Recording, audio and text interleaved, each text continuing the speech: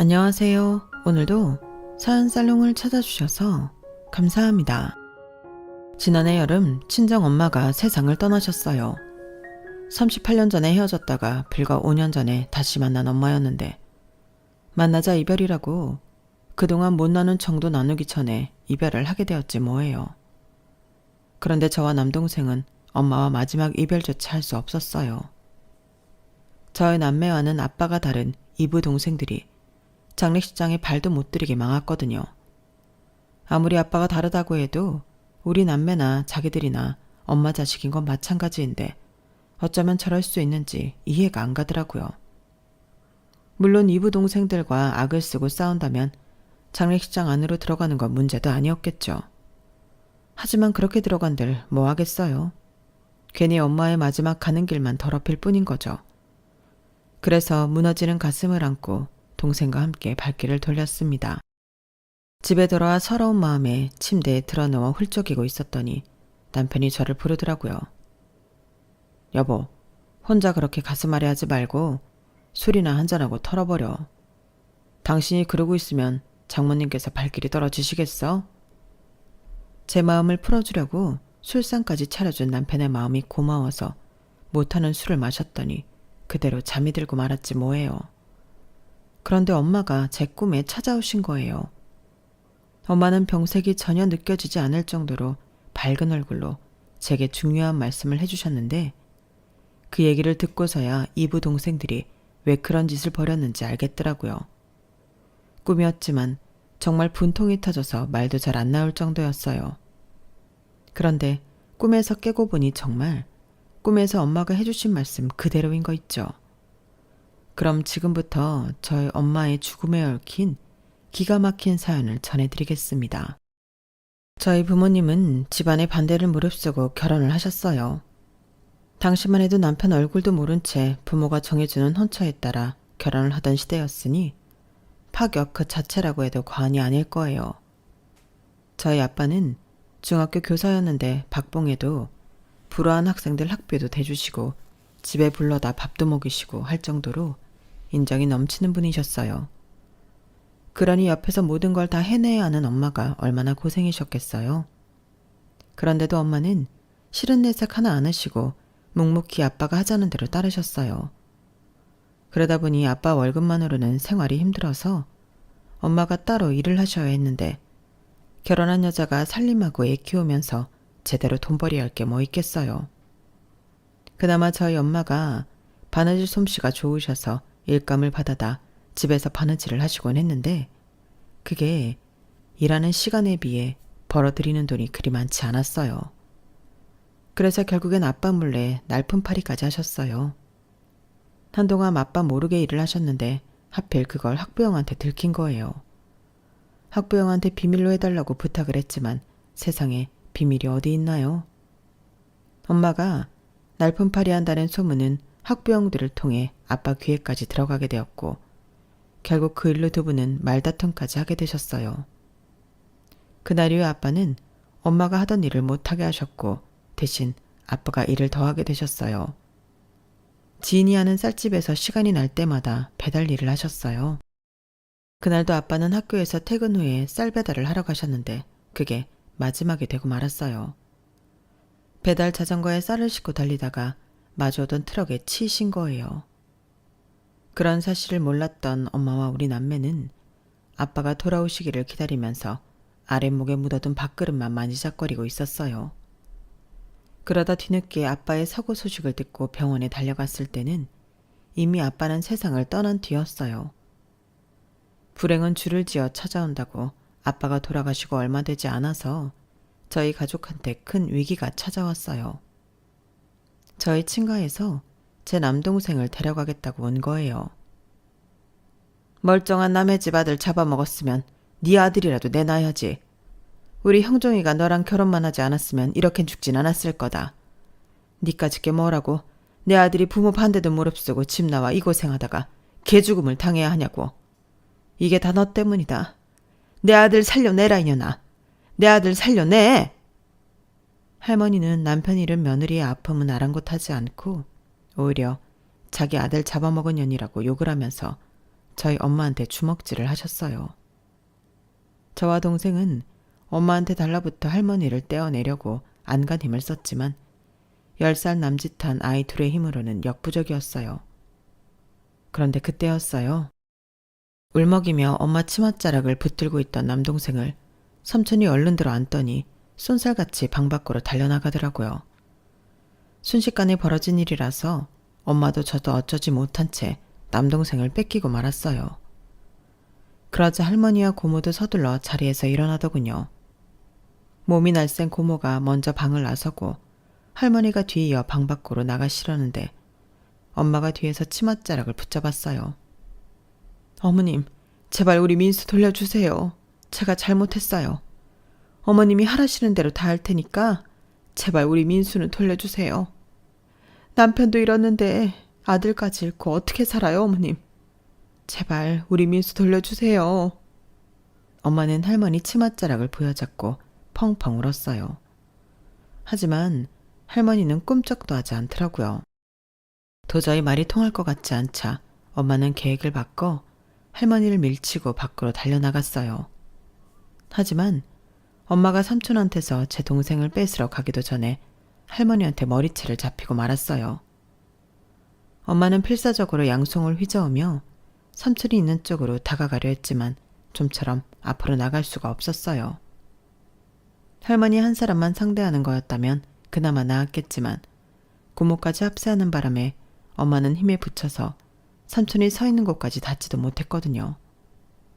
결국 그날 엄마와 저는 할머니한테 제 남동생을 뺏기고 말았어요. 다음날 아침 제가 학교에 가고 난 뒤에도 엄마는 친가로 가서 아들을 돌려달라고 애원을 했지만 대문조차 열어주지 않았어요. 하지만 엄마도 쉽게 포기할 수만은 없었어요. 매일같이 본가로 가서 대문 앞에 쭈그리고 앉아 문이 열리기만을 기다렸으니까요. 그렇게 일주일쯤 지났을까요? 그날은 일요일이라서 저도 엄마와 함께 본가로 가보려고 준비를 하고 있었는데 집 앞에 웬 승용차가 멈추더라고요. 당시만 해도 그런 차를 타고 다니는 사람이 드물던 때라서 꽤나 돈이 있는 집 사람인가 보다 생각했어요. 그런데 그 차에서 내린 사람이 우리 집으로 들어오지 뭐예요. 엄마는 그 사람을 보자 버선발로 마당에 내려가 인사를 했어요. 그분이 바로 제 친할아버지셨거든요. 부모가 반대하는 결혼을 했던 아빠는 가족들과 연을 끊고 집을 나왔고 결혼식도 올리지 못한 채 혼인신고만 하고 엄마랑 살았기에 저는 친할머니와 친할아버지를 아빠가 돌아가신 후에나 보게 된 거예요. 할아버지께서 엄마와 단둘이 하실 얘기가 있다고 해서 저는 밖으로 나왔어요. 하지만 멀리는 가지 못하고 대문 밖을 서성이고 있었어요. 얼마나 있었을까요? 할아버지가 집에서 나오셨어요. 할아버지께서는 저를 보시고는 희미하게 미소만 지으시곤 차에 오르셨어요. 그런데 집 안에 들어가 보니 엄마가 등을 돌린 채 앉아서 어깨가 들썩이도록 흐느끼고 계셨어요. 할아버지한테 혼난 거냐고 우리 민수 안 준다고 그러냐고 물었더니 아니라고 하면서도 눈물이 그치지 않더라고요. 그런데 며칠 뒤 엄마가 그러시는 거예요. 민영아, 엄마 없이도 민영이가 민수 잘 돌볼 수 있지? 뜬금없는 엄마의 말에 저는 심장이 벌컹벌컹 뛰기 시작했어요.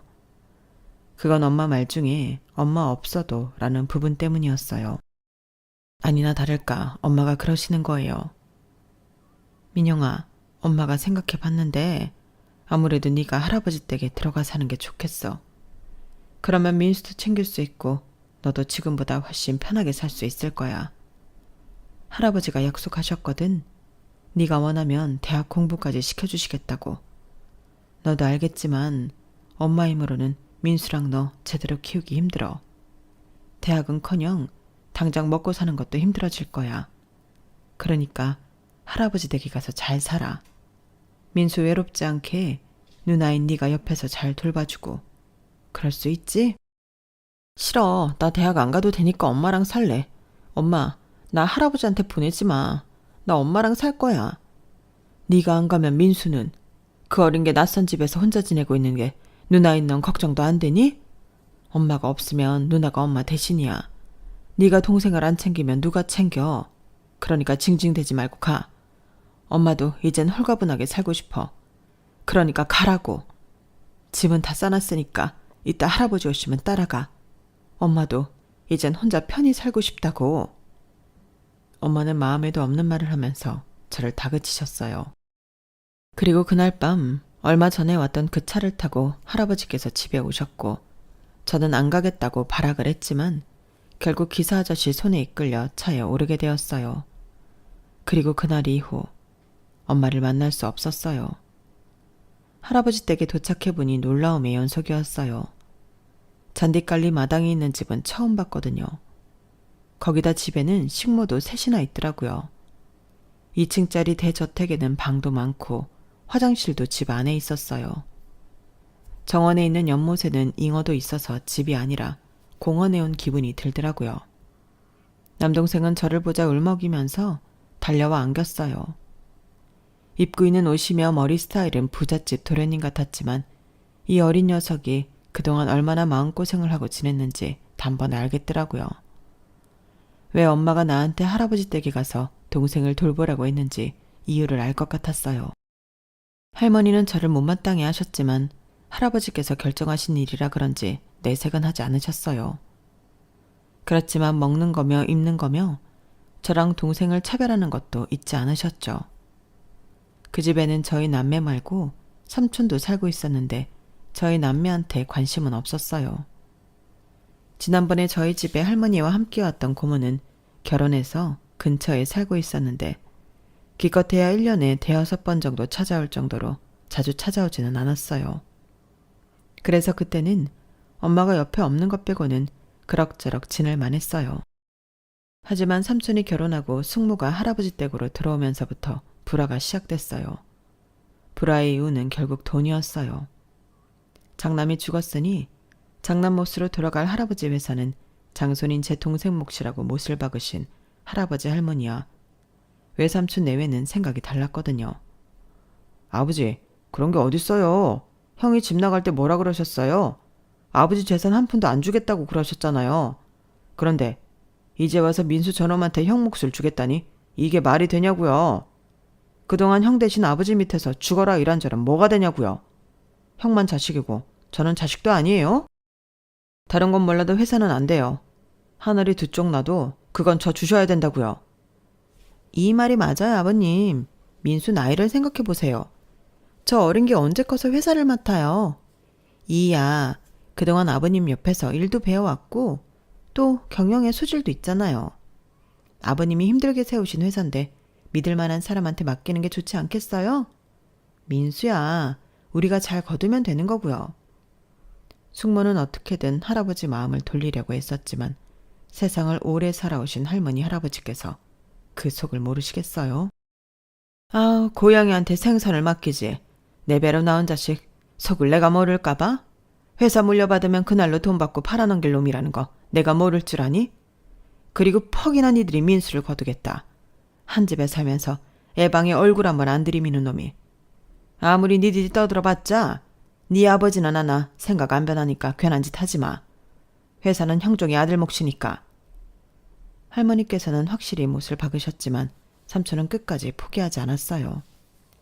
10여 년쯤 지나 할아버지가 돌아가시자마자 기다렸다는 듯이 회사를 가로채버렸거든요. 물론 할머니께서 반대를 하셨지만 회사 일에 문외한이던 할머니가 어쩔 수 있는 상황이 아니었어요. 이미 회사 간부들까지 물밑으로 작업을 해놓은 삼촌은 너무도 쉽게 대표 자리에 올랐으니까요. 삼촌이 우리 남매를 위해 내어준 건 대학 등록금과 생활비 정도였어요.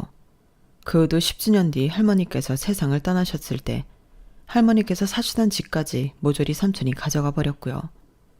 그때는 이미 동생도 저도 가정을 이룬 상황이어서 유산에 대한 욕심도 내지 않았어요. 할머니께서 살아계실 때 동생 앞으로 약간의 땅과 집을 한 채 증여해 주신 데다가 제가 결혼할 때 혼수도 넉넉히 해주셨으니 더 바랄 게 없기도 했죠. 할머니께서 돌아가신 이후로는 세상의 혈육은 동생과 저 둘뿐이라는 생각으로 살았어요. 삼촌과는 연락이 끊긴 지 꽤 되어서 명절에 왕래를 하는 건 동생 내뿐이었으니까요. 동생은 아빠를 닮아 그런지 누가 그렇게 하라고 한 것도 아닌데도 중학교 수학교사가 되었고, 저는 대학에서 미술을 전공하고 졸업하자마자 결혼해서 전업주부로 살아왔어요. 그러다 IMF 때 시댁이 망하면서 그 여파로 남편 역시 직장을 잃게 되고부터는 남동생 명의의 땅에서 농원을 하게 되었어요. 저희 시댁이 비료 관련 회사를 했었기 때문에 남편도 그쪽으로는 인맥도 있어서 농원을 시작할 때 주변에서 도움을 받을 수 있었거든요. 집에서 살림만 하는 전업주부로 살다가 매일같이 손에 흙을 묻히는 농원 주인으로 살게 되었지만 저는 살림보다는 화초를 키우는 일이 더 맞는 것 같더라고요.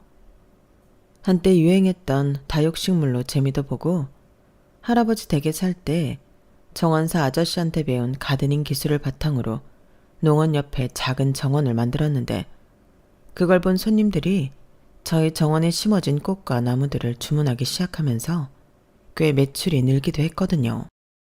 그랬더니 하루는 동생 녀석이 찾아와 그러더라고요. 누나, 이 땅 누나 명의로 돌리자. 아무리 봐도 이 땅 주인은 누나가 맞는 것 같아. 얘, 너 그거 올케랑 상의는 하고 하는 말이니? 네 마음은 고맙지만 그런 결정을 내릴 때는 안사람이랑 상의부터 해야 하는 거야. 난 갈 데 없는 우리한테 이 땅을 빌려준 것만 해도 충분히 고맙고 만족해. 당연히 했지. 그 사람도 그렇게 하래. 애초에 할머니한테 집이고 땅이고 받을 때부터 둘 중 하나는 누나한테 줘야겠다고 생각했었어. 똑같은 손주인데 아들이라고 나만 받는 건 너무하잖아. 그리고 나한테는 누나가 사는 곳이 본가인데 누나가 한 곳에 정착하면 좋잖아. 그래야 나도 안심이 되고 말이야. 그러니까 아무 걱정 말고 그냥 받아. 대신 세금은 누나가 알아서 내고. 그럼 되지? 남들은 형제간에도 10원짜리 하나도 안 뺏기겠다고 으르렁댄다는데 어떻게 된 게 제 동생은 욕심이란 게 없었어요. 그것도 따지고 보면 아빠를 똑 닮은 것 같아요. 동생 덕분에 농원을 이전할 걱정 없이 뿌리를 내리게 된 우리 부부는 본격적으로 농원을 키워가는데 박차를 가했어요. 그러자니 부지가 모자라서 근처 땅을 매입하려고 부동산에 연락을 하게 되었죠. 아, 그 땅 주인 할머니요? 서울 어디에 사시는데 내가 연락 한번 넣어볼게요. 그런데 너무 기대 안 하는 게 좋아요. 땅 안 팔 테니까요. 그 땅 일대가 개발된다는 소문이 돌아서 한창 땅값이 올랐을 때 땅 사겠다는 사람들이 돈다발 들고 줄지어 찾아왔는데도 할머니가 꿈쩍도 않으셨거든요. 개발도 무산되고 그때 땅 팔았으면 떼부자 되는 건데 말이에요. 암튼 연락은 해볼 테지만 너무 기대는 마요. 그리고 다음날 바로 연락이 왔어요. 부동산 중개사 말대로 그 땅 주인 할머니는 땅을 안 팔겠다고 했다나 봐요. 저희로서는 그 땅이 아니고서는 농원을 증축할 수가 없어서 어떻게든 땅을 매입해야만 했어요. 그래서 제가 직접 땅 주인 할머니를 찾아가 부탁해보겠다고 주소 좀 알려달라고 했어요. 그랬더니 개인정보를 함부로 알려줄 수는 없다고 해서 전화번호만 겨우 알아냈어요. 어떻게든 만나 뵙고 말씀을 드리려고 일단 전화부터 드렸는데 목소리를 듣는 순간 말문이 막혀버렸지 뭐예요. 목소리가 저희 엄마랑 똑같았거든요. 이보세요. 전화를 했으면 말을 해야죠. 말 안 하면 이만 끊습니다. 잠시만요. 저 혹시 한숙자 씨 아니세요? 네, 내가 한숙자 맞습니다만 어디십니까? 정확한 우리 엄마 이름까지 확인하고 나니 눈물이 왈칵 흘러내렸어요. 수화기 너머로 울먹이는 소리를 들으셨는지 엄마도 목소리가 떨리기 시작했어요. 혹시 민영이니? 맞지? 우리 민영이 맞는 거지? 저를 울먹이며 기어들어가는 목소리로 네라고 대답했고 엄마는 그 목소리를 용케 알아들으시곤 이내 울먹이기 시작하셨어요. 한참을 수화기를 붙들고 울먹이기만 했던 우리 모녀는 겨우 진정을 하고는 지난 세월을 어떻게 살아냈는지 얘기를 나눴어요. 저는 할아버지 댁에서 살아온 얘기를 해드렸고 동생 민수가 아빠처럼 중학교 수학선생이 됐다는 것과 내가 현재 할머니가 동생한테 주신 땅에서 농원을 하고 있다는 것까지 모두 말씀드렸어요. 오늘 전화를 한 것도 농원 옆에 땅을 사려고 연락을 했던 거라는 것도요. 그러자 엄마는 울먹이시면서 그랬구나 를 말하셨어요. 비록 엄마와 떨어져 살았지만 돈 많은 존모의 도움으로 어려움 없이 살았던 우리 남매와 달리 엄마는 꽤 힘든 세월을 살아오셨더라고요.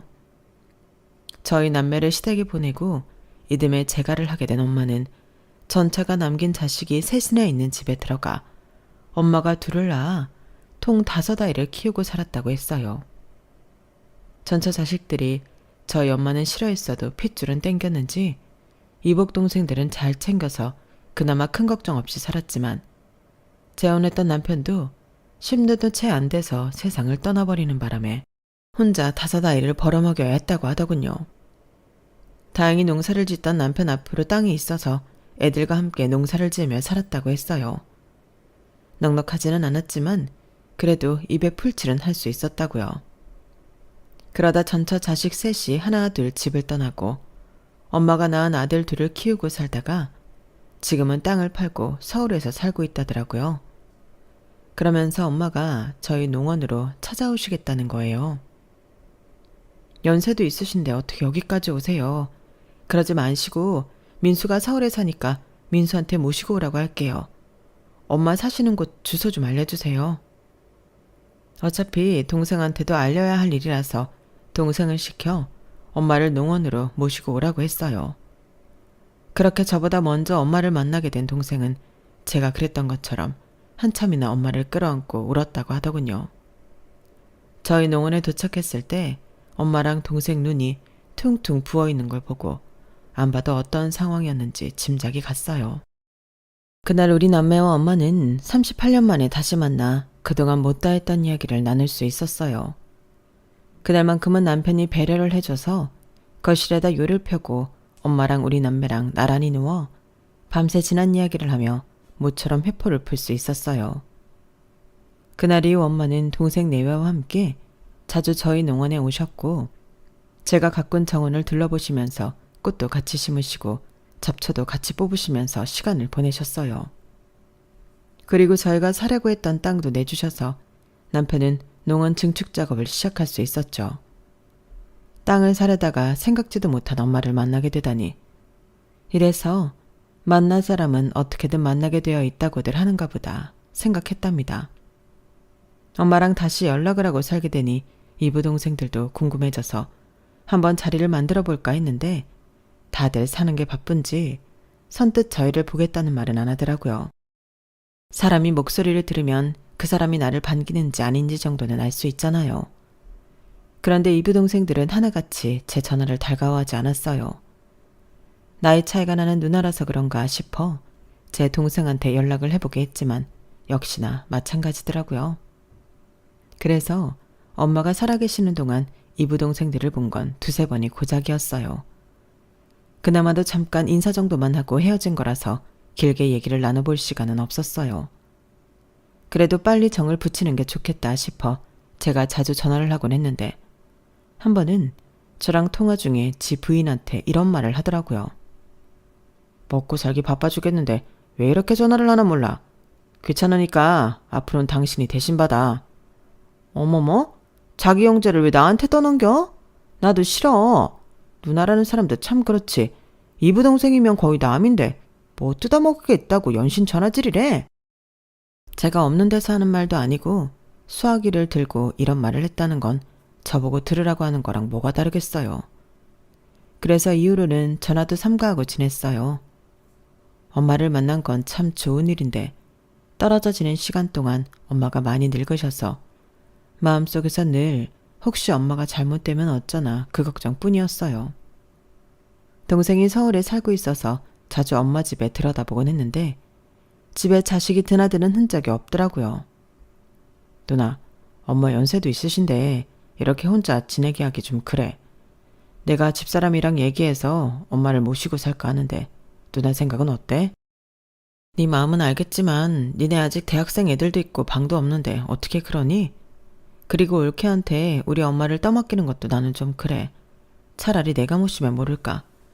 우린 애들도 독립해서 살고 있고 집에 남는 방도 있으니까 모신다면 우리 집에 모시는 게 나을 것 같아. 내가 네 매형이랑 얘기해 볼게.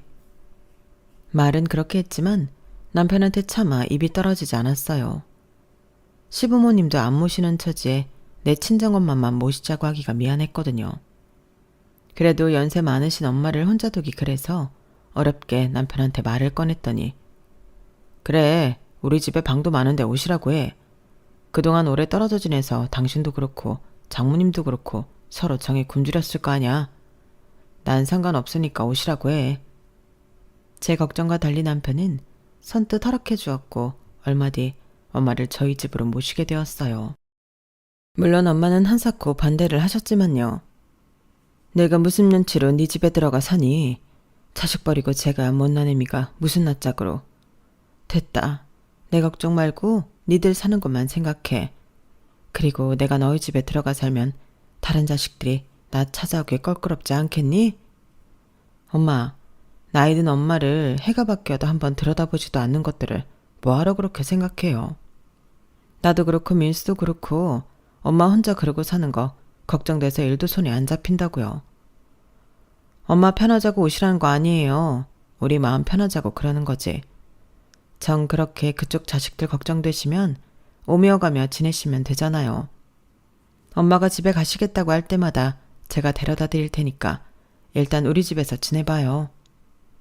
그렇게 반강제로 엄마를 저희 집에 모시고는 엄마가 집에 들리시겠다고 할 때마다 엄마를 모시고 서울집에 데려다 드리곤 했어요. 그런다고 이부 동생들이 찾아오는 일은 없었지만요. 그렇게 5년 가까이 거의 저희 집에서 엄마를 모시고 살면서 장 담그는 것도 배우고 김치며 밑반찬도 새삼 엄마한테 배워나갔어요. 엄마 레시피 그대로 만들었더니 어릴 때 먹던 그 맛 그대로여서 어찌나 반가웠나 몰라요. 사람이 늙어갈수록 어릴 때 먹고 자란 음식을 더 찾게 되잖아요. 그래서 그런가 저는 엄마 음식이 그렇게 입이 잘 맞더라고요. 엄마는 특히 제가 가꾼 정원을 좋아하셨는데 특히 수국이 잔뜩 심겨진 꽃밭 앞에서 시간 가는 줄 모르고 앉아 계시곤 했어요. 난 수국이 참 좋더라. 작은 꽃봉오리가 한데 모여서 오순도순 사는 것도 예쁘고 색상도 하나같이 예뻐서 하루 종일 봐도 질리지가 않아. 그 말을 들은 남편은 엄마가 편히 앉아서 수국을 감상하시도록 수국 옆에 나지막한 나무 의자를 만들어 드렸어요. 그리 대단한 솜씨는 아니었지만 장모님을 생각하는 사위의 마음이 담겨서 그런지 엄마도 그 의자를 무척 좋아하셨어요. 그렇게 함께하지 못했던 시간을 보상이라도 받듯이 제 곁에서 5년 가까이 머무르시던 엄마는 서울에 사는 이부 동생을 만나러 가야 한다고 하셔서 제 남편이 그 집에 데려다 드렸는데 며칠 뒤 병원에 입원을 하셨다는 연락이 온 거예요. 노안에 치매까지 심해져서 더는 거동도 힘들어져서 그렇게 됐다고 하더군요. 저랑 같이 지내실 때 이미 치매 초기 증상이 보이긴 했어도 이렇게 갑자기 심해질 줄은 몰랐기 때문에 괜히 서울집에 보내드린 것 같아 후회가 됐어요. 그런데 평소 엄마를 거들떠도 안 보던 이부 동생들이 자기 척까지 끌고 와서는 지들이 간병을 할 테니 저는 오지 말라고 하지 뭐예요. 벌쩡한 우리 엄마 데려다가 얼마나 부려먹었길래 노인네가 이렇게 됐냐고요. 그러고도 뻔뻔하게 엄마를 보겠다고요? 참, 두고 맘대로. 앞으로 우리 엄마 얼굴도 볼 생각 말아요. 엄마 장례식에도 오지 말라고요. 바락바락 대들며 제게 소리치는 이부 동생을 보니 억울하고 화도 났지만 그쪽 입장에선 충분히 그럴 수 있겠다 싶어서 일단 마음이 진정될 때까지 기다려보자 생각했어요. 대신 이부 동생네도 생활은 해야 하니까 간병인은 내가 불러주겠다고 했어요. 이부 동생네외도 그것까지는 막지 않더라고요. 그 덕에 저는 수시로 간병인과 연락을 하면서 엄마 상태를 들을 수 있었고 엄마가 입원하시고 한 달이 조금 넘어갈 무렵 비보를 전해 듣게 되었어요. 엄마가 지난밤에 세상을 떠나셨다는 얘기였죠. 갑작스런 엄마의 부고에 동생을 불러 장례식장으로 갔어요. 그런데 마침 저를 발견한 이부 동생 중 둘째가 저희 남매 앞을 막아서지 뭐예요. 그 동생은 주변을 의식하는지 목소리를 낮춰가며 그러더군요. 여기가 어디라고 왔어요? 우리 엄마가 제가 한 거 사방에 소문낼 일 있어요? 누구 망신 주려고 여길 왔냐고요? 여기 형들이랑 누나들까지 와 있는데 자말 말고 돌아가요. 엄연히 따지자면 그쪽들은 호적에도 안 올라 있는데 우리 엄마 자식이라고 하기도 그렇잖아요. 그러니까 가세요. 당장 가라고요. 그럼 그냥 문상객으로 온 것처럼 할게요. 제발 엄마, 마지막 가시는 곳만 보게 해줘요. 내가 이렇게 부탁할게요. 이 사람이 진짜 당장 안 꺼져요. 안 그럼 우리 형 부를 거예요. 이부 동생은 저를 떠밀며 당장 나가라고 소리쳤고 그 바람에 동생과 저는 장례식장에 발을 들이지도 못한 채 발길을 돌려야 했어요. 사실 악을 쓰고 싸우든 난동을 부리든 하면 들어갈 수야 있었겠죠. 하지만 엄마의 마지막을 그렇게 망치고 싶지는 않았어요. 차라리 내가 속으로 피눈물을 흘리는 게 나으니까요. 동생도 저와 같은 생각이었는지 이부 동생한테 부탁조로 사정만 할 뿐 큰 소리는 내지 않더라고요. 그렇게 장례식장에서 쫓겨난 우리 남매는 터덜터덜 집으로 돌아왔어요. 너무 속상하고 억울해서 도저히 참을 수가 없었지만 그렇다고 누구한테 하소연도 할 수 없었어요.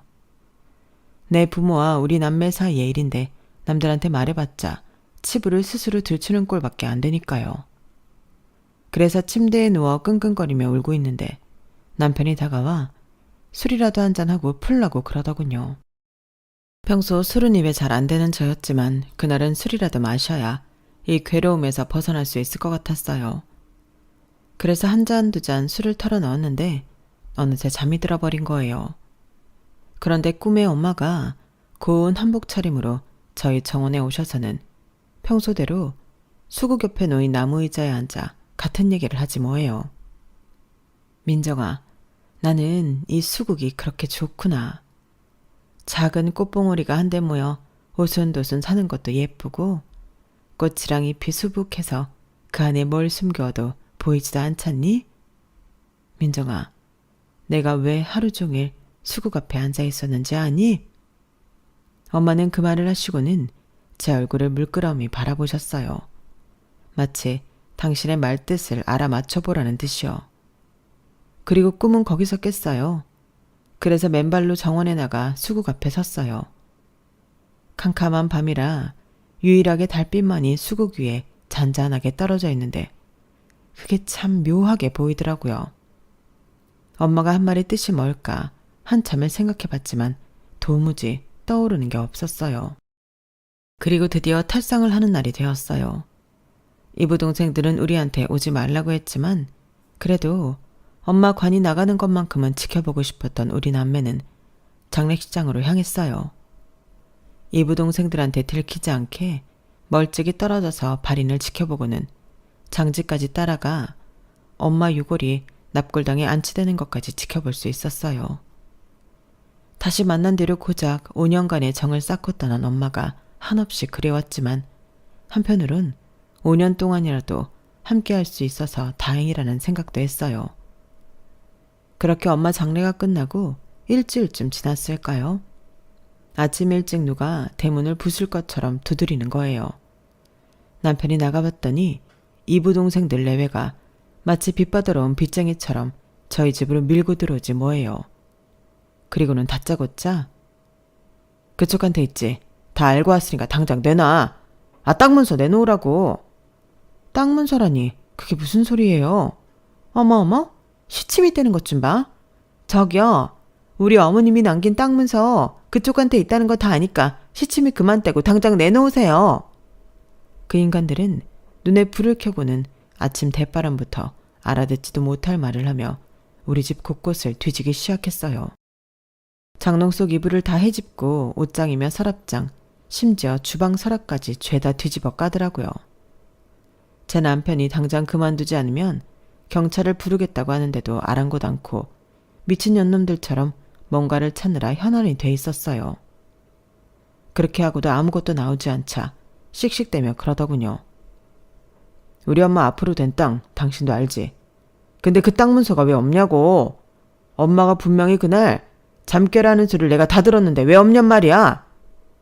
사정을 들어보니 엄마가 이부 동생 집에서 정신을 잃고 쓰러진 날 병원으로 이송되는 구급차 안에서 그런 말을 하셨다나 봐요. 아버님이 주신 양평 땅을 50억을 준다고 팔라고 했지만 안 팔았다고요. 아마도 예전에 부동산 중개소에서 들었던 그 말인 것 같았어요. 지금 저희 농원을 증축해서 쓰고 있는 그 땅 얘기요. 그걸 말해줄까 하다가 이놈들이 이 땅 때문에 나랑 내 동생을 엄마 병문안도 못하고 장례식에도 참석 못하게 한 거다 생각하니 분통이 터져서 말해주기 싫더라고요. 대신 남편이 나서서 저 대신 한 소리 해주었어요. 이런 것들도 인간이라고. 그깟 땅이 탐나서 부모 잃고 외롭게 산 사람을 장례식에도 못 오게 해? 니들이 그러고도 인간이라고 할 수 있어? 내가 장모님이었대도 니들 같은 놈들한테는 절대 아무것도 안 남겼을 거다. 천륜도 저버리고 돈만 챙기려는 쓰레기 같은 것들한테는 10원 한 장 남겨주고 싶은 마음이 안 생겼을 테니까. 땅 문서인지 뭔지 우린 본 적도 없지만 있다 해도 니들 손에 안 남길 테니까 어디 니들 마음대로 해봐. 대신 이거 하나는 알아둬야 할 거야. 내 아내랑 처남한테 한 짓은 법정 가서도 니들한테 불리한 증거로 사용된 거라는 걸. 그 더러운 낯짝 꼴도 보기 싫으니까 당장 내 집에서 나가. 경찰 부르기 전에 당장 나가라고. 결국 그 인간들은 소득 없이 돌아갔고 그제야 꿈에서 엄마가 했던 말이 떠올라 수국이 심겨진 화단으로 갔어요. 그리곤 수국밭 안쪽을 살피는데 물에 젖은 흙 속에서 살짝 삐져나와 있는 비닐팩이 보이지 뭐예요. 그걸 파봤더니 주방에서 쓰는 이중 비닐팩 안에 든 문서가 보이는 거예요. 문서를 꺼내보니 저와 제 동생 이름으로 된 땅 문서더라고요. 저희 농원을 증축한 땅과 그 일대 땅들의 문서 말이죠. 그러니까 엄마는 돌아가시기 전에 이미 이 땅을 저희 남매 앞으로 해두셨던 거예요. 그리고는 이부동생들이 모르게 저희 집 화단에 숨겨놓으신 거고요. 숨겨놓은 땅 문서를 말하지 못한 게 걸리셨는지 저승으로 가시는 길에 잠시 제 꿈에 들러 어디 숨겨놓으셨는지 말씀을 해주셨던 거죠. 너무 기가 막히고 어이가 없어서 땅 문서를 끌어안은 채 주저앉아 한참을 울었어요. 땅 문서 속에는 엄마의 글씨로 적힌 편지 한 장도 있었는데 거기에는 친할아버지가 엄마한테 재가를 강요했던 것과 그 대가로 이 땅을 엄마한테 준 것까지 모든 내막이 적혀 있었어요. 그 땅 문서를 볼 때마다 자식을 버린 모진 엄마라는 생각이 힘들었다면서 저희 남매한테 돌려주겠다는 내용도 함께요. 그게 우리 남매에 대한 엄마의 사죄의 뜻이라고 말이죠. 결국 엄마의 뜻대로 그 땅은 우리 남매 손에 들어오게 되었어요.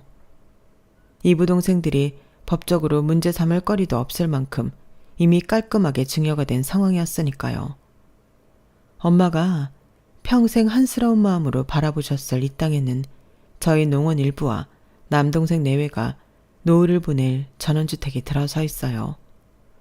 그곳에서 우리 남매는 엄마의 마지막 5년을 함께했던 추억을 곱씹으며 살아가고 있답니다. 엄마, 다음 생에는 절대 떨어지지 말고 우리 함께 살아요. 그때는 내가 못다한 효도 다 해드릴게요. 지금까지 제 사연을 들어주셔서 감사합니다. 내리사랑이라는데 오늘은 참 그 말을 곱씹게 되네요. 부모님들도 우리도 모두 건강하게 행복했으면 좋겠습니다. 여러분, 사연 댓글에 응원과 현명한 조언 부탁드려요. 좋아요와 구독은 저에게 큰 힘이 됩니다. 오늘도 좋은 일 가득하세요.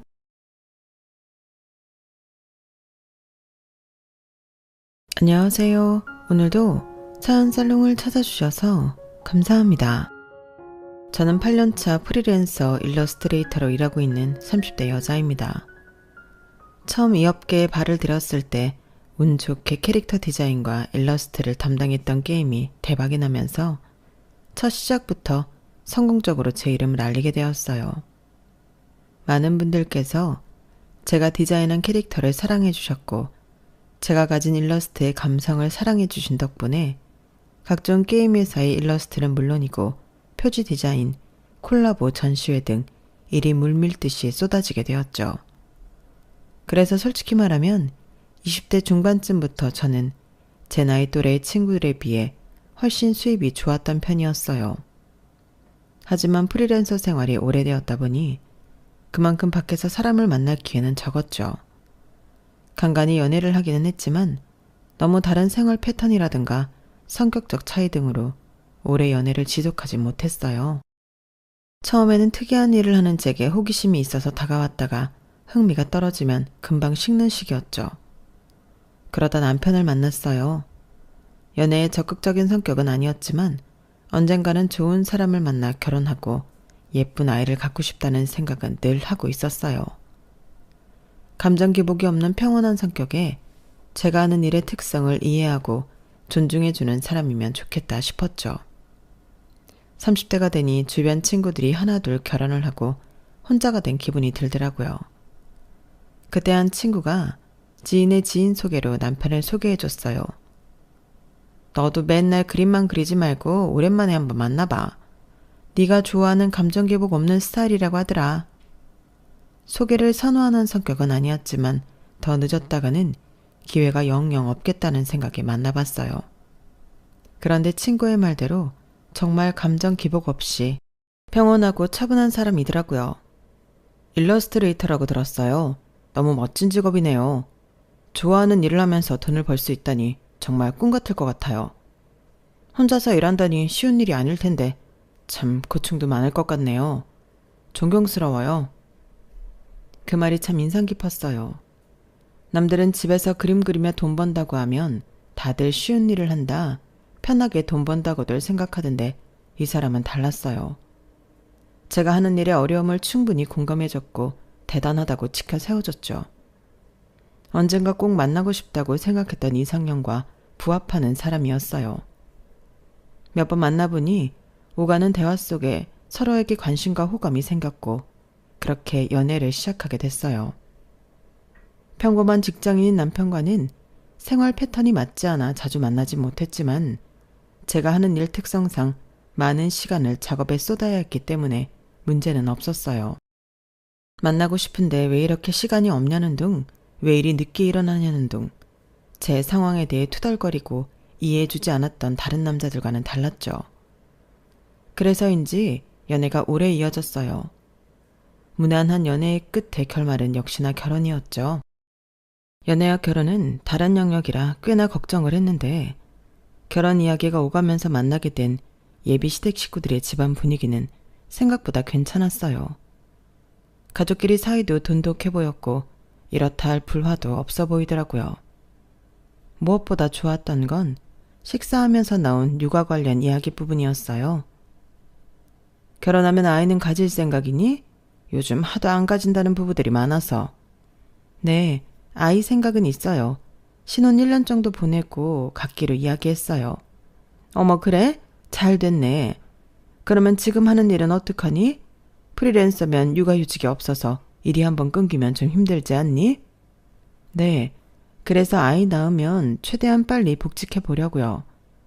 육아하면서도 제 일을 놓을 생각은 없거든요. 솔직히 그 말을 하는데 저도 모르게 좀 긴장이 됐어요. 주변 친구들은 하나같이 잘 다니던 직장도 아이를 낳고 이제 애도 낳았으니 일을 그만둬라. 아무리 시대가 바뀌었어도 아이는 엄마 손에 커야 한다. 같은 압박을 못 이겨 결국 다들 직장을 그만뒀거든요. 그런데 저희 시부모님은 달랐어요. 그 말을 들으시더니 불편한 기색 하나도 없이 편안하게 웃어주시더라고요. 어머, 그래? 나는 이렇게 자기 일하는 여자가 보기 좋더라.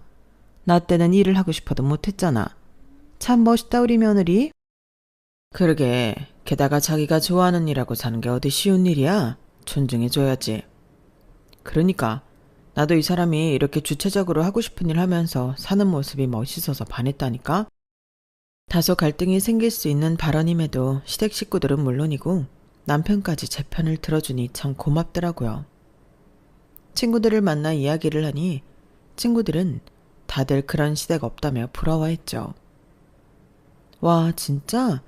요즘 아무리 세상 변했다고 해도 시자 붙은 인간들은 안 변할 줄 알았는데. 우리 시부모님은 애 생기자마자 일 그만두라고 얼마나 난리였는지 애 떨어질 뻔했다니까? 홀몸도 아닌 여자가 무슨 직장이냐. 뱃속에 있는 애가 스트레스 그대로 다 받는다. 스트레스는 시댁에서 다 주면서 직장 관두라고 하는 게 얼마나 어이없던지. 그래도 육아휴직 써야 하니까 그때까지는 어떻게든 버텼는데 복직할 때 되니까 애 잘못되면 내 탓이라고 독설을 하는데 그쯤 되니까 진짜 불안해지는 거 있지? 그러니까 난 애 낳고도 직장 다닐 거면 그냥 애 주고 이혼하란 소리까지 들었어. 내 배 아파 낳은 내 새끼인데 잘못될까 걱정해도 내가 더하지. 암튼 시자 붙은 인간들은 뭐에 씌었나 봐. 그래도 얘네 시부모님은 다르긴 하네. 대한민국 시간이 멈춘 줄 알았는데 그래도 저렇게 정말 시대에 맞춰 깨어있는 시부모님도 계시구나. 그니까 좋겠다. 나도 내 돈 벌어 내가 쓰다가 남편 벌어온 돈 쓰려니 어찌나 눈치가 보이는지. 뭐 하나 살 때도 허락받고 눈치 보고 써야 하니 일이 너무 하고 싶어. 그냥 내가 일하고 마음 편하게 쓰고 싶다니까. 일이랑 아이 둘 다 안 놓친 여자들이 너무 존경스럽기도 하고. 친구들의 푸념을 들으면서 마음속으로 조용히 감사하게 됐어요. 결혼식까지는 참 이런 시댁을 만난 것도 내 복인가 보다 싶을 만큼 그 어떤 트러블이나 잡음 없이 흘러갔죠. 신혼 때까지만 해도 참 좋았어요. 늘 저를 존중해주고 배려해주는 시댁 덕에 명절이나 가족 행사가 피곤하거나 부담스럽지 않았거든요. 그런데 이 모든 건 임신을 하면서 달라졌어요. 정확히 말하면 임신이라기보단 제가 일을 그만두면서 시작되었죠. 임신 초기엔 모두의 축복 속에 행복한 나날을 보냈어요. 우리 부부 사이에 태어난 아기가 어떤 얼굴일까? 이 아이는 어떻게 클까? 성별은 아들일까 딸일까 생각하면서 임신 후 조금씩 달라지는 몸의 변화에도 버틸만 했어요. 하지만 임신 중기쯤 되니 도저히 그런 행복한 상상만으로는 버틸 수가 없더라고요. 오래 앉아서 눈과 손목을 많이 쓰는 일을 하다 보니 점점 피로도와 통증이 쌓여갔고 더 이상은 일을 하면 안 되겠다는 생각이 드는 시점까지 왔죠. 여보, 나 이번 달까지 마무리 작업하고 일은 더 이상 못할 것 같아. 담당자하고 이야기했어. 뭐? 일은 관둔다고? 손목도 아프고 오래 앉아 있으려니 허리도 어깨도 너무 아파. 피곤한 것도 심하고 무리하면 안 좋을 것 같아서. 근데 당신 일 그만둬도 괜찮은 거야? 프리랜서인데 남들처럼 육아휴직으로 돈을 받을 수 있는 것도 아니고 일이 또 끊겨버리는 거잖아. 나도 그래서 최대한 버틸 만큼 버티려고 해봤는데 지금은 아이가 더 중요한 게 아닌가 싶어서 진지하게 고민했어. 이번 달까진 어떻게든 마무리해볼 수 있을 것 같은데 그 이상은 힘들 것 같아. 그래? 이렇게 갑자기 그만둘 줄은 몰랐네. 이게 출퇴근하는 일도 아니고 당신이라면 악착같이 출산 전까지는 일할 줄 알았는데.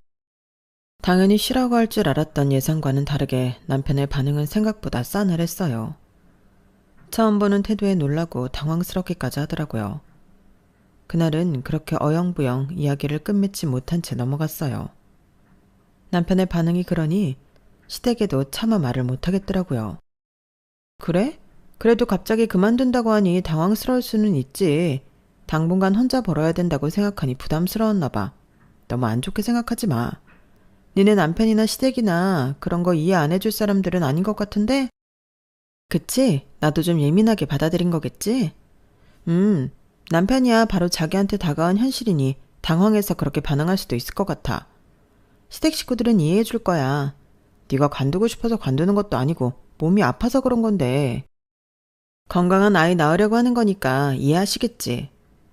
남편이 반응이 저러니까 시댁에도 괜히 말 못하고 있었는데 고마워. 시댁에도 얼른 이야기해야겠다. 친구가 준 용기에 그달 말 시어머니 생신 때 이야기를 꺼내기로 했어요. 하지만 시댁의 반응은 처참했죠. 아니, 벌써 일을 관두는 거니? 프리랜서는 일 한 번 끊기면 타격이 큰 거 아니니?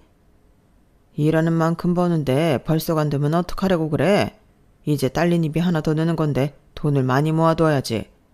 애 낳으면 또 조리원 갔다가 애 본다고 당분간 일 못할 거 아니야. 요즘 외벌이로 사는 게 얼마나 힘든데. 출산 전까지 일하겠다고 해서 참 괜찮게 봤는데 이제 와서 좀 힘들다고 놀고 먹겠다는 거야? 일 끊기는 거 제일 싫은 건 저예요.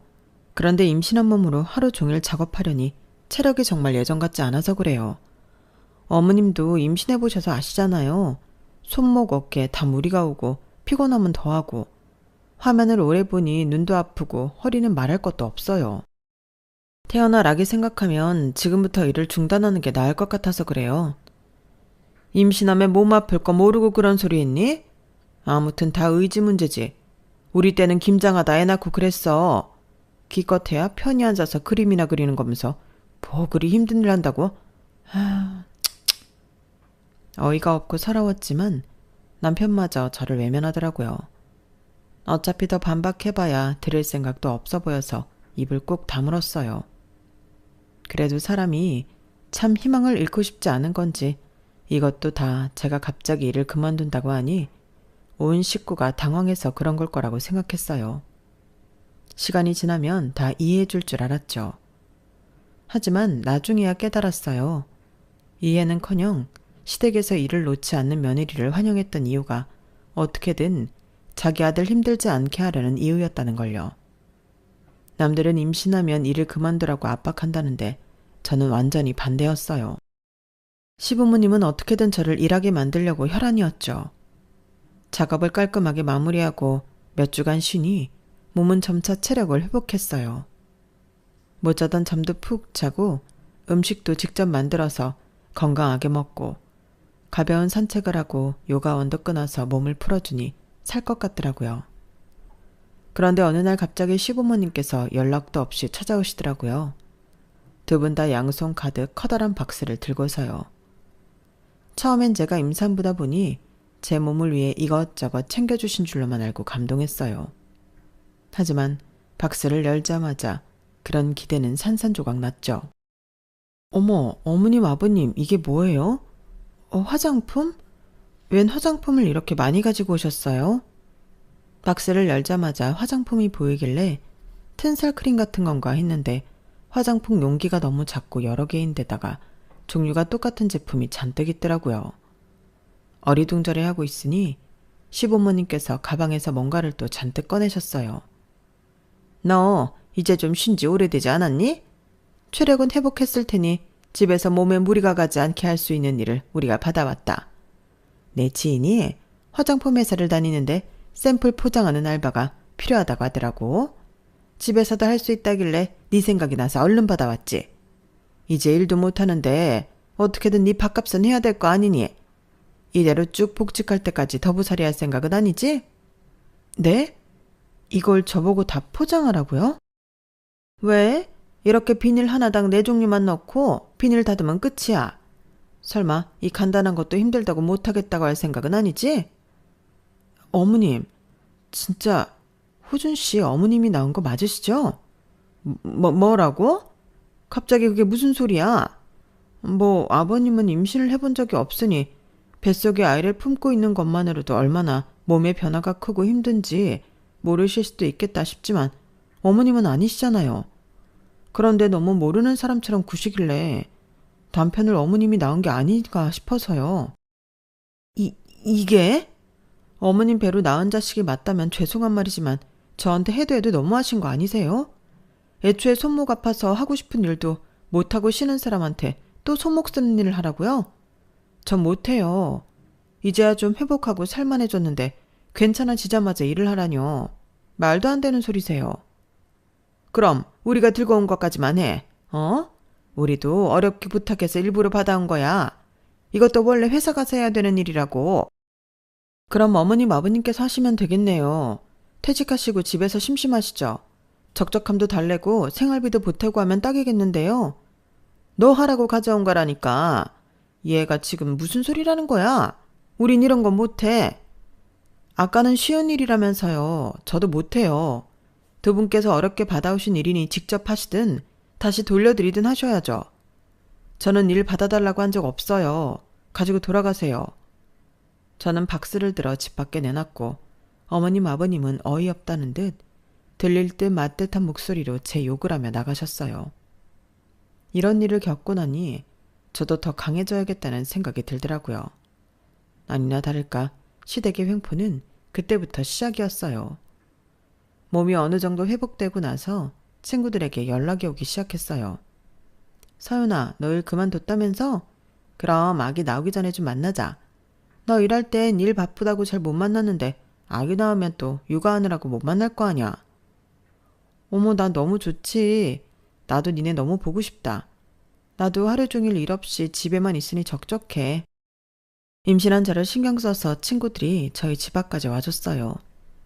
동네에서 제일 크고 분위기 좋은 브런치 카페에서 같이 점심을 먹고 차를 한 잔씩 마시며 수다를 떠니 알게 모르게 속에 쌓였던 스트레스가 확 풀리더라고요. 게다가 친구들이 임신을 축하한다며 선물도 사들고 오고 몸 걱정도 많이 해줘서 정말 고맙고 감동이었죠. 얘들아, 와줘서 정말 고마워. 니네 덕분에 오늘 너무 즐거웠어. 고맙긴. 우리도 너 보니까 너무 좋다. 이제 자주 보자. 우리가 올게. 그래, 우리도 애들 어린이집 보내놓고 심심해. 이 시간에 딱 모이면 되겠다. 나야 너무 좋지. 맨날 와도 돼. 그렇게 일할 땐 자주 보지 못했던 친구들과 시간이 맞아 종종 같이 점심을 먹곤 했어요. 그런데 어느 날 시댁 식구들이 모인 단톡방에 갑자기 제 사진이 올라오더라고요. 친구들과 자주 갔던 동네 브런치 카페에서 친구들과 수다 떨고 있는 제 모습이었어요. 몸 안 좋다고 일 드신다더니 아주 즐거워 보인다? 너 집안일은 하니? 아이고, 살판 났네. 언제는 애 낳아도 일은 계속 할 거라더니 역시 사람 말을 고지고대로 믿으면 안 되는 거였는데 팔자 너무 좋아 보이네. 사진 올린 사람은 신우이였고 시부모님이 번갈아가며 답장을 했어요. 이걸 언제 찍으신 거예요? 아니, 근처에 미팅이 있어서 나왔다가 우연히 봤는데 즐거워 보여서 공유한 거야. 오해하지 마, 올케. 근데 솔직히 나도 좀 놀랐다. 올케 몸이 많이 안 좋다고 들었거든. 이 정도로 쌩쌩한 거면 혹시 부탁 하나만 해도 될까? 네? 무슨 부탁이요? 아니, 우리 미나 학예회가 있는데 나는 직장 때문에 시간을 못 빼게 생겼거든. 그런데 어머님 아버님께 부탁드릴 순 없으니까. 올케가 우리 중에 시간도 제일 많고 체력도 있으니까 좀 찍어줄 수 있어? 형님, 무슨 그런 심부름을 시키세요? 나도 우리 딸 학예회 하는 거 보고 싶은데 회사에서 눈치를 그렇게 주는데 어떡해, 응? 일 안 하는 올케가 좀 귀찮아도 한번 해줘. 올케한테도 조카잖아. 미나 귀여워하잖아.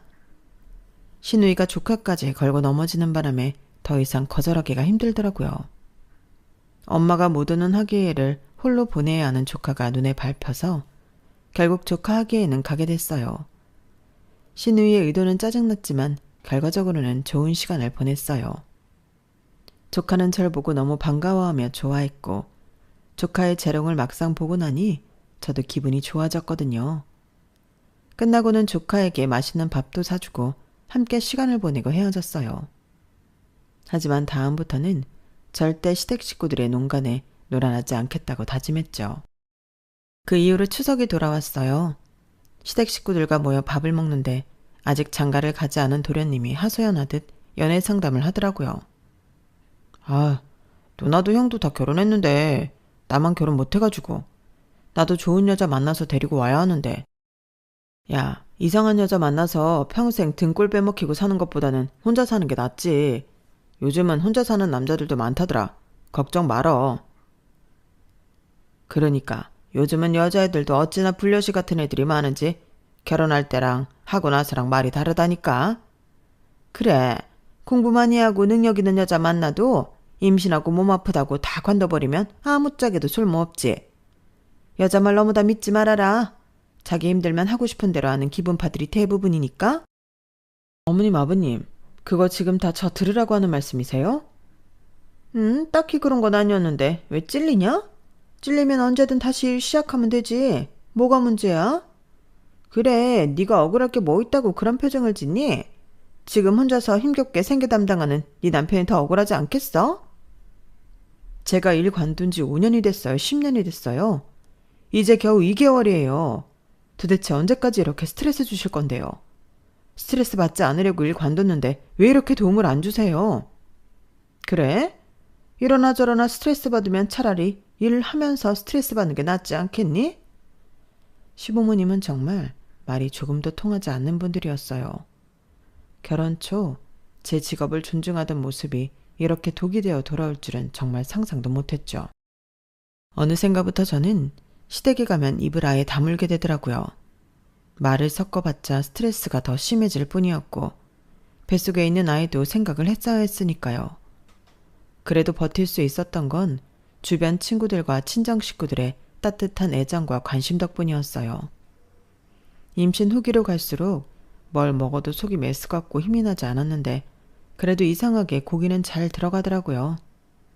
그걸 눈치챈 친정 엄마께서 한우를 몇 세트 보내주셨어요. 고기 잘 먹는 걸 보니 아들이 맞긴 맞네. 많이 먹고 몸 관리 잘해라.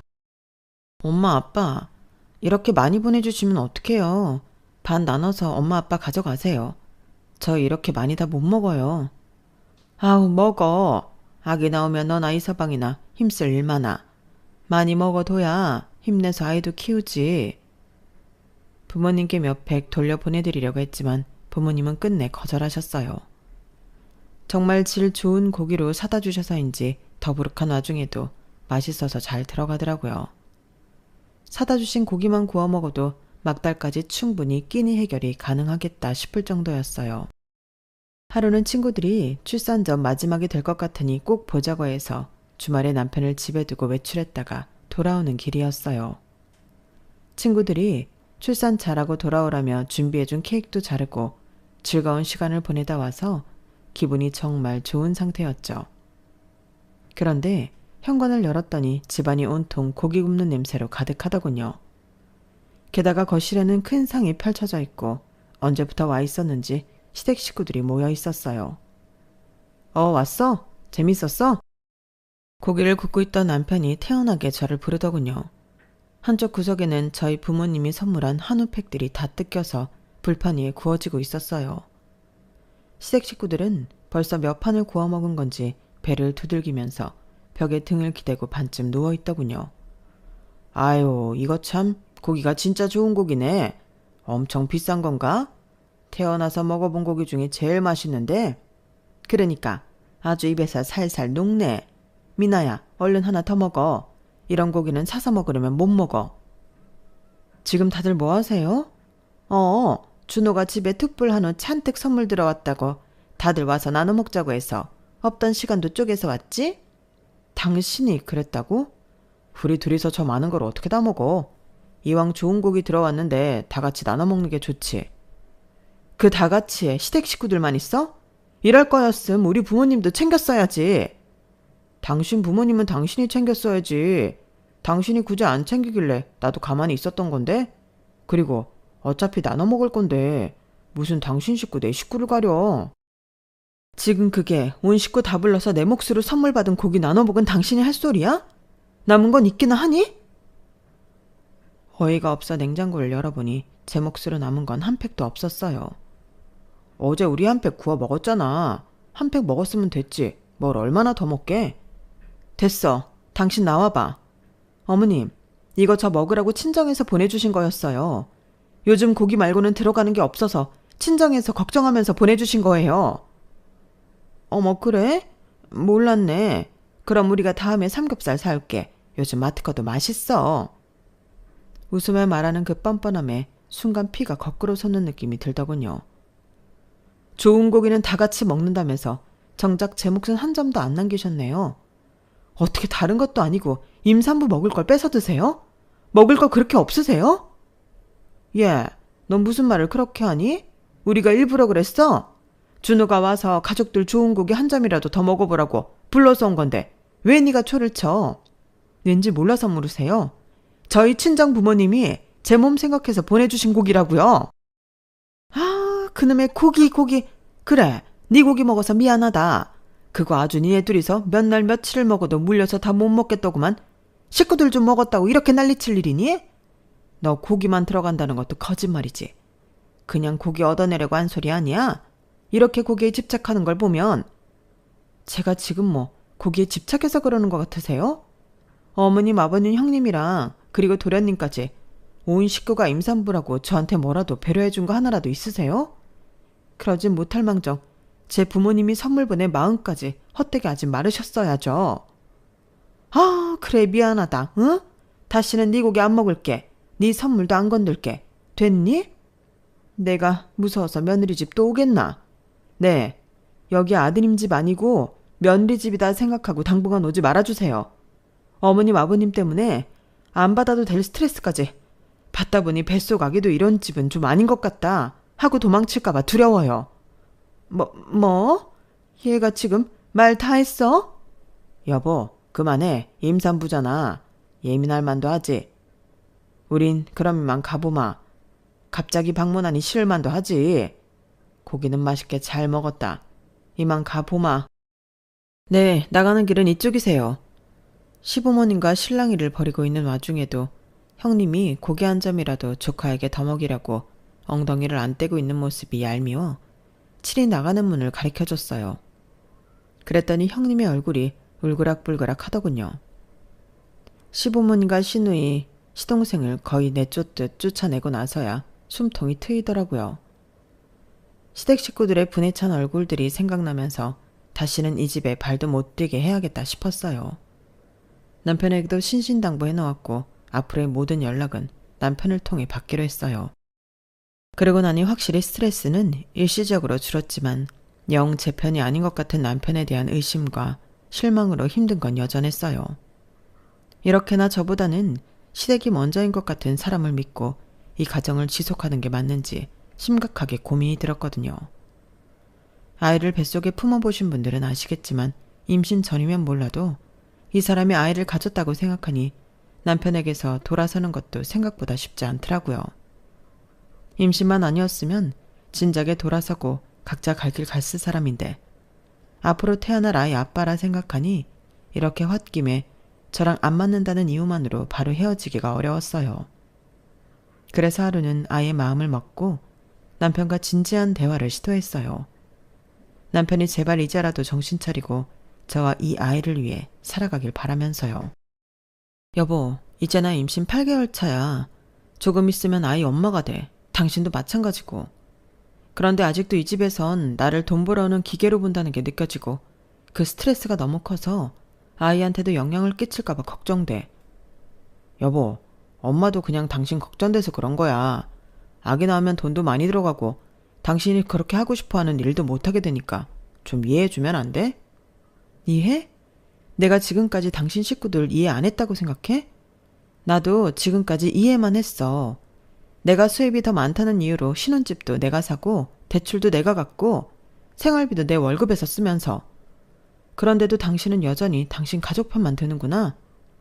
그런 게 아니라 내가 왜 편을 든다고 생각해? 당신이 나랑 내 아이를 우선시할 생각이 없다면 난 당신이랑 앞으로 살아갈 생각 없어. 여보, 벌써 그렇게 극단적으로 그래. 당신 임신해서 예민해져서 그래. 지나고 나면 별거 아니야. 다른 집들도 이 정도는 다 부딪히면서 살아. 당신 전에는 우리 부모님이 당신 일 존중해줘서 좋다며, 감사하다며. 사람이 좋은 점이 있으면 안 좋은 점도 있고 한 거지. 어떻게 다 당신 입맛에 맞는 사람들만 있겠어. 나도 노력할게.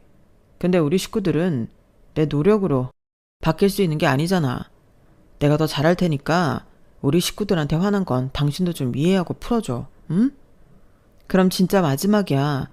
당신이 한 번이라도 더 나보다 당신 식구들 편 들면 그땐 우리 진짜 끝이라고. 알겠어. 알겠어. 저는 그때 우리가 꽤 진지한 대화를 나눴다고 생각했어요. 남편도 제가 한 이야기를 진심으로 받아들이길 바랬고 그랬다고 믿었죠. 그런데 그건 제 착각이었어요. 어버이날 시댁을 방문했을 때였어요. 남편 말대로 저도 지나고 보니 시댁에 너무 화만 낸 건가 싶은 생각이 들어 앞으로 태어날 아이를 생각해서라도 시댁과 관계를 원만하게 바꾸기 위해 노력해야겠다고 생각했어요. 그래서 시부모님을 위해 고급 화과자 선물 세트에 레스토랑 식권 그리고 용돈까지 선물을 두둑히 챙겨갔어요. 하지만 시어머니는 선물을 보시더니 새침하게 말하더군요. 뭘 이렇게 무리해서 잔뜩 준비했니? 고기나 좀 눈치 안 보고 실컷 먹게 해주지. 이제 와서 이런다고 뭐 우리 기분이 풀릴 것 같니? 어머님, 아직도 그때 일로 화나 계세요? 그땐 죄송했어요. 친정 부모님께서 특별히 신경 써주신 건데 남편이 저한테 따로 이야기도 안 해주고 시댁 식구들과 다 먹고 있으니 조금 욱했던 것 같아요. 됐다.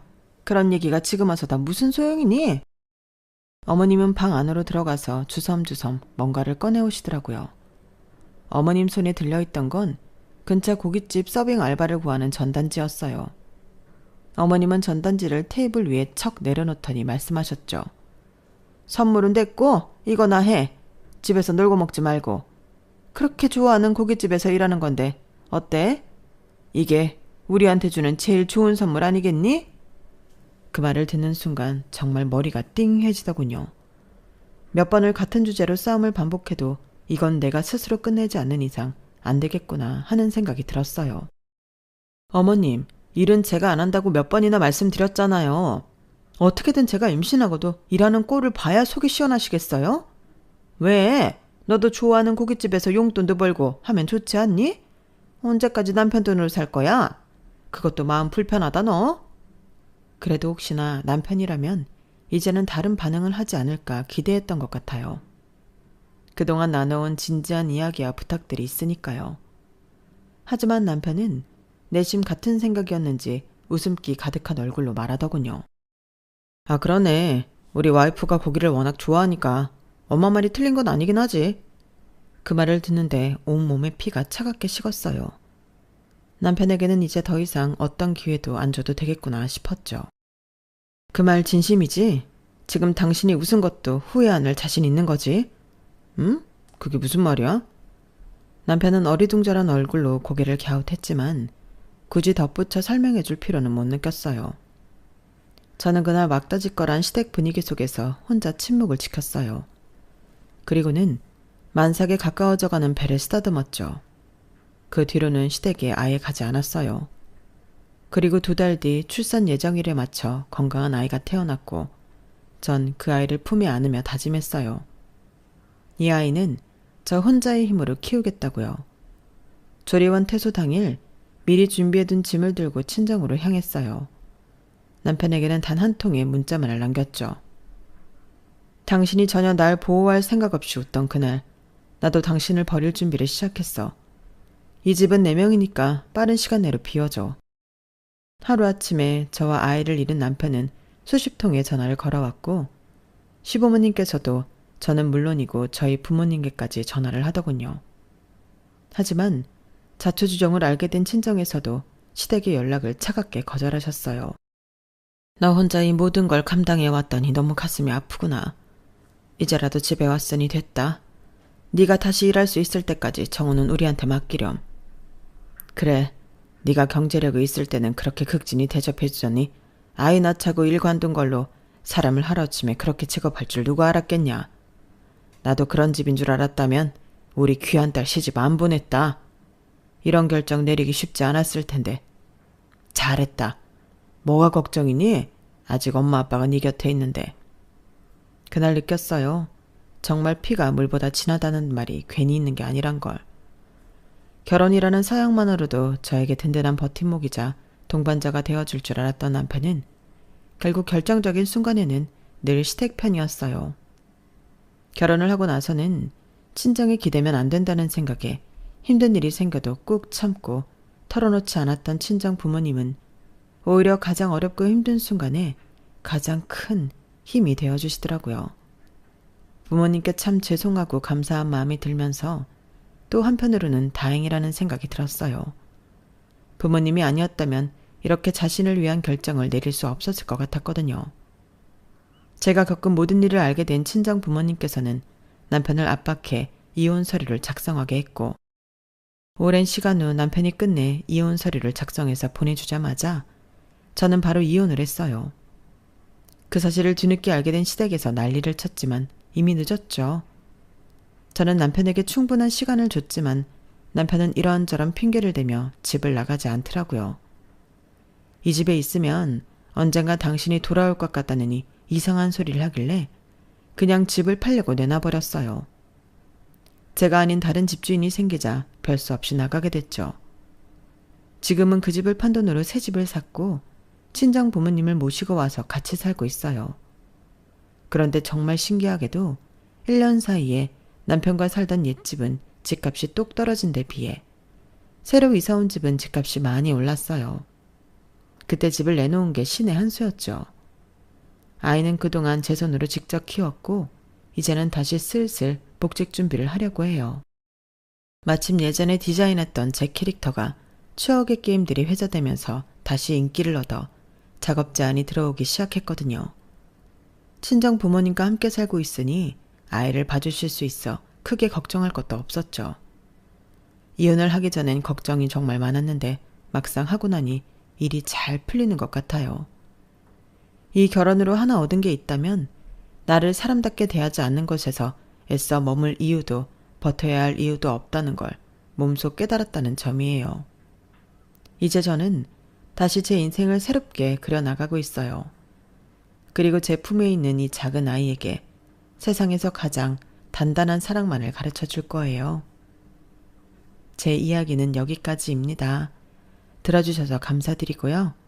저를 응원해 주세요. 항상 건강하시고 행복하시고요. 여러분, 사연 댓글에 응원과 현명한 조언 부탁드려요. 좋아요와 구독은 저에게 큰 힘이 됩니다.